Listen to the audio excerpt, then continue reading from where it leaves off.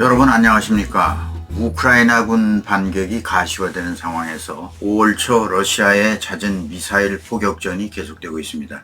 특히 예상되는 우크라이나 반격 작전과 관련해서 배치되어 있는 전술무기 또는 우크라이나 국내에 들어온 서방제 무기 배치 지점을 목표로 이것을 노린 집중 포격에 러시아가 나선다는 분석이 계속 나오고 있습니다.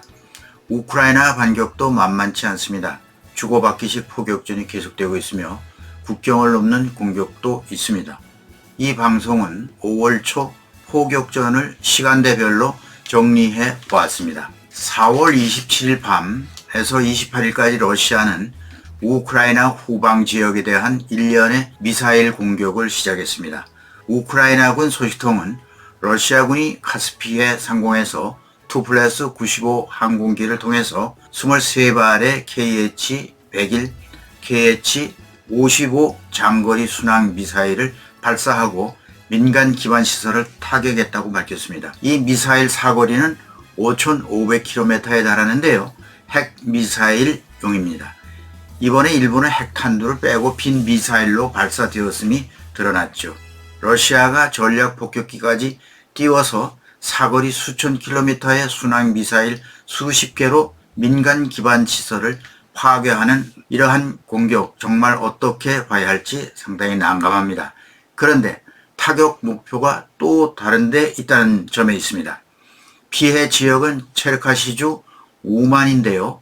우크라이나와 폴란드가 가까운 서북쪽 도시이죠. 러시아 항공우주군이 우크라이나 예비 배치 지점을 목표물로 했다는 주장으로 봐서 우크라이나에 지원한 서방제 무기가 배치되어 있는 곳을 노리고 타격 지점을 정해서 날린 미사일로 판단이 됩니다.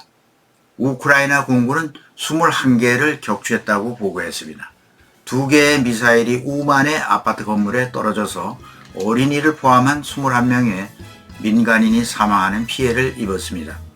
4월 29일 토요일입니다. 이번엔 우크라이나 무장부대가 러시아와 우크라이나 국경에서 북쪽으로 약 12km 떨어진 수젬카 마을을 포격해서 4명이 숨졌다고 말했습니다. 알렉산더 보고마즈 이 지역 행정 책임자에 의해 발표되었는데요. 국경을 넘어서 러시아 영토에 또 다른 타격이 이루어졌다. 이렇게 말했습니다. 4월 29일 우크라이나가 드론 공격으로 러시아 점령지 크림반도 세바스토폴에 있는 거대 연료 저장고를 포격했습니다. 최대 7개의 연료 탱크가 화염에 휩싸인 것으로 파악되고 있는데요. 마치 핵폭발과 같은 어마어마한 폭발력으로 유류 저장고가 불태워지는 모습이 공개되었습니다. 공개된 사진을 한번 보시겠습니다.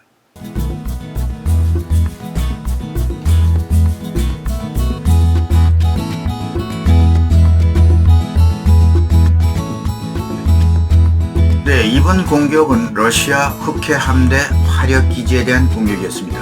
무슨 무기가 동원되었느냐? 장거리 미사일이 부족한 우크라이나로서는 대신 드론 공격을 개발했다고 로이터 통신이 전했습니다. 이 공격은 러시아가 우크라이나의 우만 지역 대규모 미사일 공습을 포부은 지 이튿날 있었던 일이죠. 5월 1일입니다.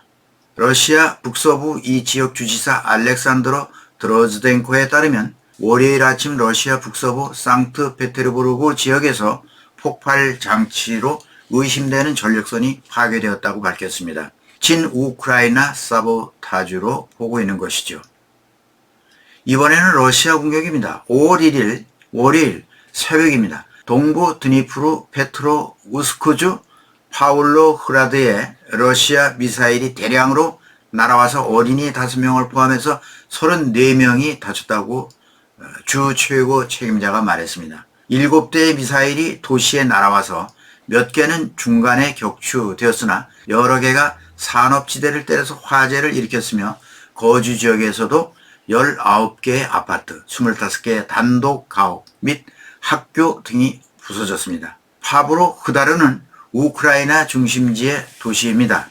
드니프르 근처의 물류 허브 도시로서 우크라이나가 반격 작전을 앞두고 있는 상황에서 이 도시에 있는 우크라이나군 탄약창이 공격을 받아서 피해를 입게 되었습니다. 이번에는 우크라이나 사보타주입니다.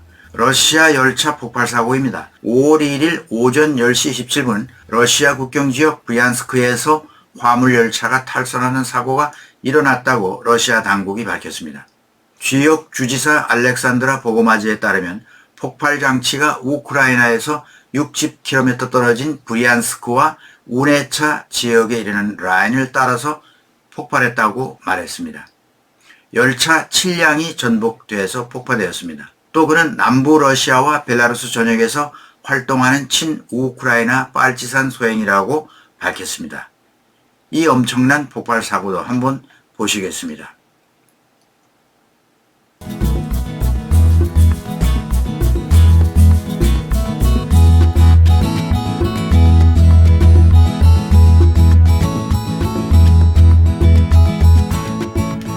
이 사건은 상트페테르부르크에서 남쪽으로 약 60km, 37마일 정도 떨어진 수사니노 마을 근처에서 발생했고요. 이 열차 사보타지는 러시아가 새벽 공습인 드니프로 파울로흐라드 미사일 공습에 대한 보복으로 나타나고 있습니다.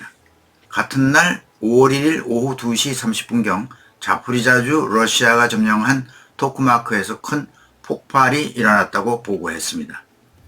메리토폴 시장 이반 페드로프에 의하면 우크라이나 정찰 장교들이 사령부의 위치를 파악하고 러시아군이 그 위치에 집결할 때 좌표를 넘겨받은 다른 방위군이 이 폭발에 가담한 것으로 설명하고 있습니다. 여러분, 5월에서 6월 초 우크라이나 대공세가 가시화되면서 러시아는 이를 저지하기 위한 미사일 공세를 다시 시작한 것으로 보입니다. 소진된 미사일을 보완하고자 전략 자산으로 아끼는 무기까지 꺼내야 하는 형편이 되었습니다. 앞으로 러시아는 공세 전 공포의 서방제 무기를 목표로 공습이 빈발할 것으로 관측되며 우크라이나 군으로서는 취약한 방공 자산을 어떻게 보완할지도 주목해 봐야 하겠습니다. 무엇보다 군대가 죄 없는 민간인을 공포에 몰아넣고 나아가 어린이까지 살상하는 천인 공노할 전쟁 범죄에 분노하지 않을 수 없습니다. 러시아는 하루속히 이 전쟁을 거두기를 규탄합니다. 네, 오늘은 여기까지 하겠습니다. 시청해주신 여러분 대단히 감사합니다. 김정구 GTV였습니다.